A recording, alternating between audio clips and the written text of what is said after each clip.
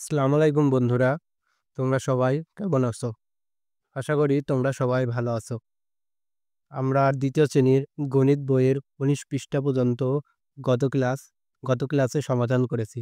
আজকে আমরা ২০ পৃষ্ঠা সমাধান করব। তাহলে চলো আমরা সবাই শুরু করি। এখানে দেখো, এখানে বলছে ৪×৪=৪৭, ৩৫২ ও ১০০০ সংখ্যাগুলোর প্রত্যেকটি অঙ্কের স্থানীয় মান লিখি। এখানে ৩টা সংখ্যা দেওয়া আছে, সংখ্যাগুলোর প্রত্যেকটি স্থানীয় মান লিখি। আমি গত ক্লাসেও তোমাদের একটা জিনিস বলেছি, দেখো এখানে কোনো সংখ্যার প্রথমে যে ডান পাশে যে অঙ্কটি থাকে তাকে আমরা বলি একক, তার বাম পাশে যে অর্থাৎ দ্বিতীয় অবস্থানে যে অঙ্কটি থাকে তাকে আমরা বলি দশক, তারপরে যেটা থাকে তাকে আমরা বলি শতক, এবং তার পাশে যেটা থাকে তা হচ্ছে হাজার, অর্থাৎ একক, দশক, শতক, হাজার। বাম পাশ থেকে একক, দশক, শতক, হাজার, একক, দশক, শতক, হাজার। প্রথমে যেটা থাকে সেটা হলো একক, তারপরে যেটা থাকে সেটা হলো দশক, তারপরে যেটা থাকে সেটা হলো শতক, তারপরে যেটা থাকে সেটা হলো হাজার। এখানে আমরা ৪৭ সংখ্যাটির স্থানীয় মান নির্ণয় করব। ৪৭, তাহলে আমরা এই প্রথমে যে সংখ্যাটি সেটা আমরা কি বলি সবসময়? ৪৭ সেই সংখ্যাটিকে বলি আমরা হচ্ছে একক। ৪৭ যেহেতু প্রথমে আছে তাই সংখ্যাটিকে বলি আমরা একক।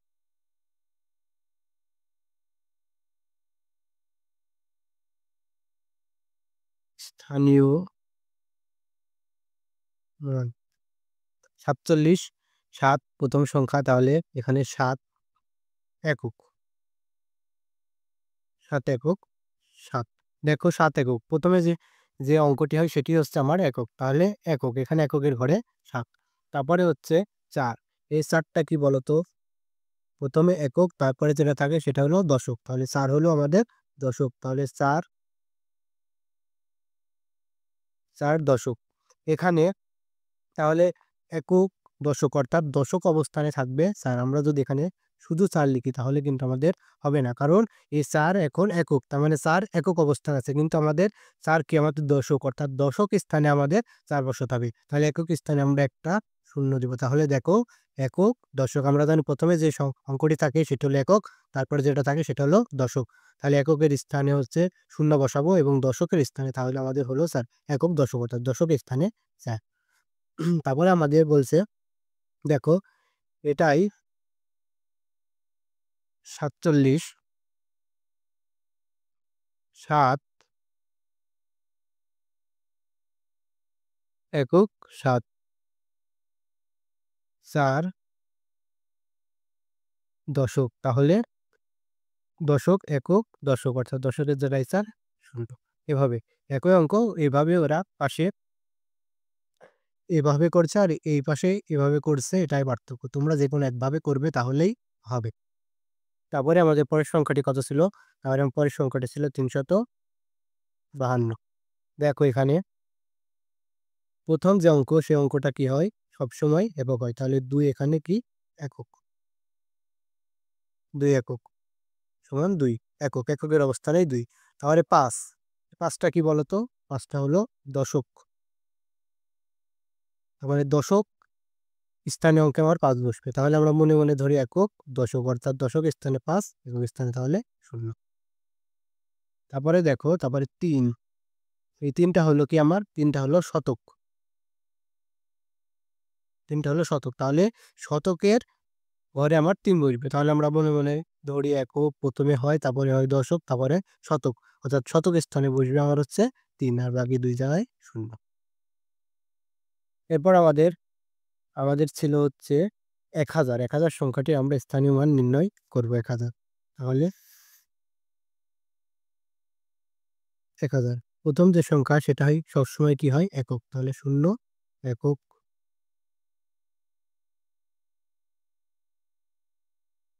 সমান ০। তোমরা সব জায়গায় সমান চিহ্ন ব্যবহার করবে।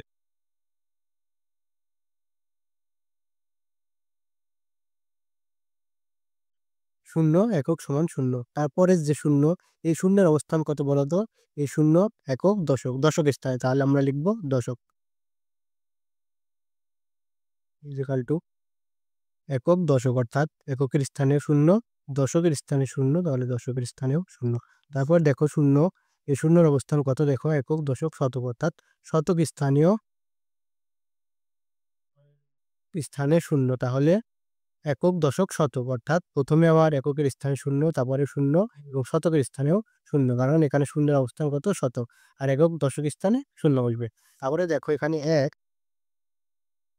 এক এর অবস্থান কি, হাজার, কারণ একক দশক শতক হাজার, অর্থাৎ হাজারের অবস্থানে এক, সমান দেখো একক দশক শতক হাজার, অর্থাৎ হাজারের স্থানে আমরা এক দিব, আর সব ক্ষেত্রে বাকিগুলোতে শূন্য। তাহলে দেখো এখানে একের অবস্থান হাজার, স্থানীয় অঙ্কে হলো একক দশক শতক হাজার, অর্থাৎ হাজারের ঘরে আমার এক বসলো। এরপরে দেখো আমার ডরে বলছে নিজে করি, খালি ঘর পূরণ করি, অর্থাৎ এখানে একটা করে দিয়েছে 5 × 10 কয় হতো 56, অর্থাৎ একক দশক, দশকের ঘরে কত 5 এবং এককের ঘরে কত 6, এভাবে আমাদের পরের অঙ্কগুলো করতে হবে। দেখো এখানে তারপরে হচ্ছে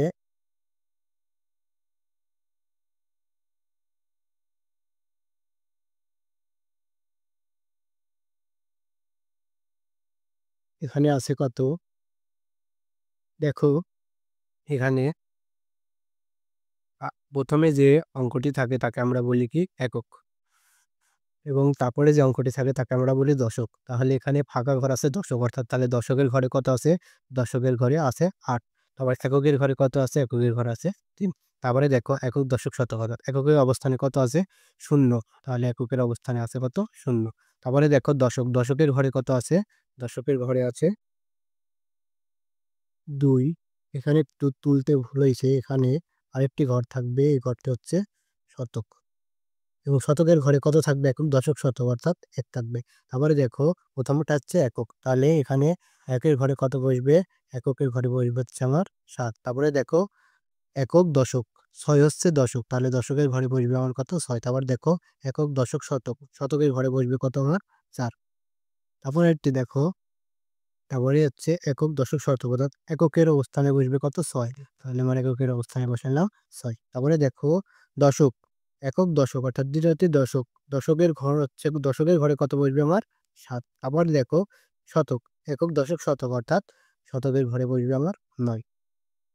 তারপরে প্রথম কার্ডটা হচ্ছে একক, তারপরে দশক, তারপরে শতক, তারপরে হাজার, তাহলে এককের ঘরে কত বসবে, এককের ঘরে আমার বসবে শূন্য। তারপরে একক দশক, তাহলে দশকের ঘরে কত বসবে আমার শূন্য।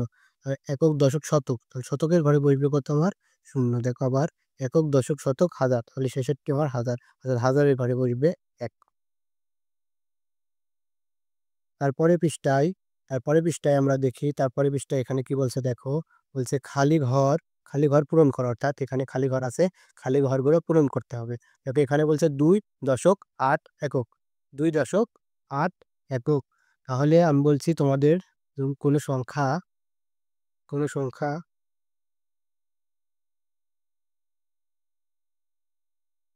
যে কোনো সংখ্যা যদি থাকে 6, 7, 9, তাহলে প্রথম সংখ্যাটা হচ্ছে একক, তারপরে সংখ্যাটা হচ্ছে দশক, তারপরে সংখ্যাটি হচ্ছে শতক, প্রথমে একক, তারপরে দশক, তারপরে শতক। এখন যদি আমাকে বলে 7 দশক, তাহলে আমরা দশকের জায়গায় কত 7, এই যে এখানে 7, এবং যদি বলি 9 একক, 9 একক, তাহলে আমার সংখ্যাটি কেমন হবে দেখো, 9 একক, অর্থাৎ এককের ঘরে বসবে 9, এককের পরের ঘর কি আমার দশক, দশকের ঘরে বসবে কত 7, এভাবে। তাহলে আমরা এখন অঙ্কগুলো সমাধান করি। এখানে দেখো বলছে 2.8 একক, তাহলে একক দশক, তাহলে এককের ঘরে কত 8, তারপর দশকের ঘরে কত 2, তাহলে এখানে বলছে 7 দশক, অর্থাৎ দশক ঘর পর্যন্ত, তাহলে 4 একক, তাহলে একক প্রথমে হয়, তাহলে কত একক দশক, এককের ঘরে কত 4, দশকের ঘরে কত 7। তারপরে দেখো 108 108 একক, তাহলে আমরা শতক পর্যন্ত আছে, তাহলে আমরা মনে মনে ধরবো, প্রথমে থাকে এককের ঘর, তারপরে থাকে দশকের ঘর, তারপরে থাকে শতকের ঘর। দেখো 8 একক, অর্থাৎ এককের ঘরে কত 8, তারপরে দেখো দশক, দশক কিন্তু এখানে বলা নেই, তাহলে দশকের ঘরে আমরা শূন্য বসাবো। তারপরে বলছে কত 1 শতক, অর্থাৎ শতকের ঘরে 1 বসাবো। তাহলে দেখো একক দশক শতক, অর্থাৎ 108। তাহলে বলছে 2 শতক 3 দশক, তাহলে আমরা আবার শতক পর্যন্ত আছে, তাহলে আমরা মনে মনে ধরবো একক, প্রথমে থাকে একক, তারপরে থাকে হচ্ছে দশক, তারপরে থাকে হচ্ছে শতক। তাহলে এককের ঘরে কত দেখো, এখানে এককের ঘরে কোনো সংখ্যা বলেনি, তাহলে 0। দশকের ঘরে কত দেখো, 3 দশক, তাহলে দশকের ঘরে 3। এবং শতকের ঘরে কত বলছে দেখো, 2 শতক, তাহলে এখানে 2। তাহলে দেখো কত হলো একক, দশক, শতক, অর্থাৎ 2 শতক 3 শূন্য 30, অর্থাৎ 230। তাহলে 2 শতক 3 দশক, অর্থাৎ 2 শতক, শতকের ঘরে 2, 3 দশক, অর্থাৎ দশকের ঘরে 3।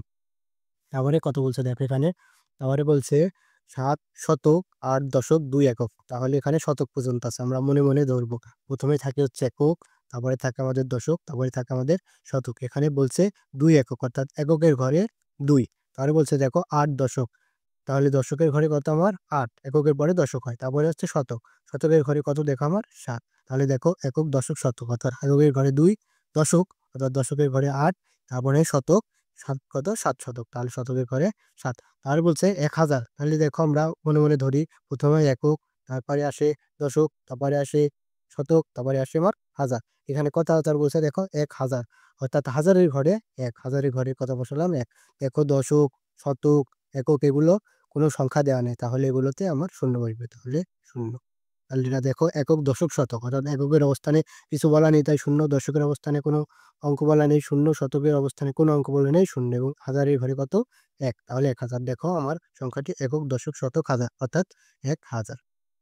তাহলে ঠিক আছে বন্ধুরা, আজকে পর্যন্তই। তোমরা সবাই ভালো থাকো, সুস্থ থাকো, দেখা হবে পরবর্তী ক্লাসে।